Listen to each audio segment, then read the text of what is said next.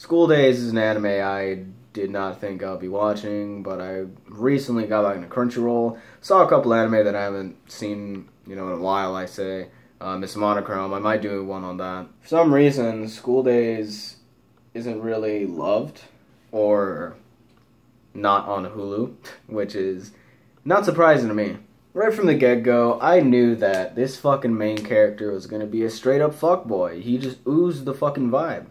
You knew it was gonna happen. It's funny how the fucking opening is so lighthearted, like it's like, oh, no, no, no, no, no, no, no, and then you go to the ending, and then it's just like, whoa, what just happened here? Like that ending, oh my god, like I did not expect that shit to happen. It just happened, and I was like, before I talk about the ending though, I have to get a few points, of course. There's one thing I did not like with this anime, or I guess the series, since it's games too, that blew my mind. Sekai's portrayal went from someone who was likable to someone who was a little too vulnerable, in my opinion. I mean, I'm not saying that being vulnerable is like a bad thing, because, there are times where I am vulnerable. There are times where people are vulnerable, but like, seeing her in the beginning and then seeing her, not in the ending, but like, probably after the beginning arc, I don't know, she just like, she changed for me. Like, her like, likability, it just changed for me. She went from being someone that I would like as an anime character to someone I would rather not be around. Like, do you get what I'm saying? It's not bad to rely on people, because Setsuna basically relied on Makoto to, take care of Sekai, and, Makoto's a bitch, so he's not gonna do that shit. Speaking of Setsuna, though, why was she even relevant? Like, I just want to know, why was she a thing? Even in the games that I research, it's like she's just put off to the side, she's just there, It sucks because she looks like a character that would be interesting enough as a love interest, and she was more like a fuck doll, in the end she got fucked and she left. I'd say the game endings compared to what we got, I'd say some of the game endings are a little better, especially the train. This ending was so shocking to me, because I was like, damn. This is basically what happened. Like, when I saw the message of sorry, and then there's a bunch of things, I was like, dude, she is stalling the fuck out of this guy so that she can either gather up the courage to kill his ass or get in position to kill his ass.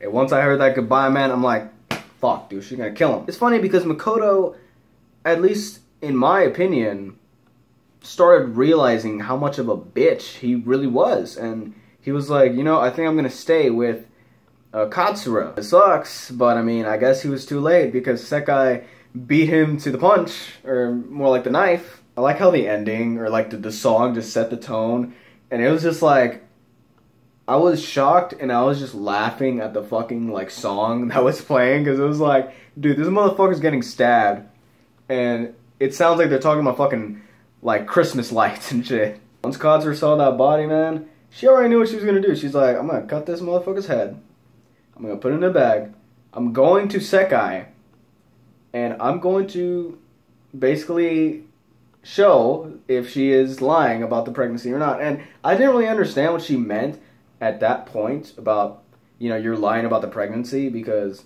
I really thought that she was, that she wasn't lying. Apparently she was, since, fucking Katsura straight up savage slit her throat. Well, right when she saw the severed body, she was like, and she went, I was like, dude! And she cuts open her fucking uterus, and she's like, yeah, there's no baby here, you're a fucking lie. I was just thinking to myself, could this really happen? Could that really happen? Anyway, because I feel like the stabbing could happen, but could that shit happen? Where they're just like, yeah, let me just cut open your uterus and let me see what's in there, Weirdest ending I've ever, one of the weirdest endings I've ever seen. I want to say it's one of the worst, because, this ending, it's not that shit happened abruptly, it's more like, shit happened.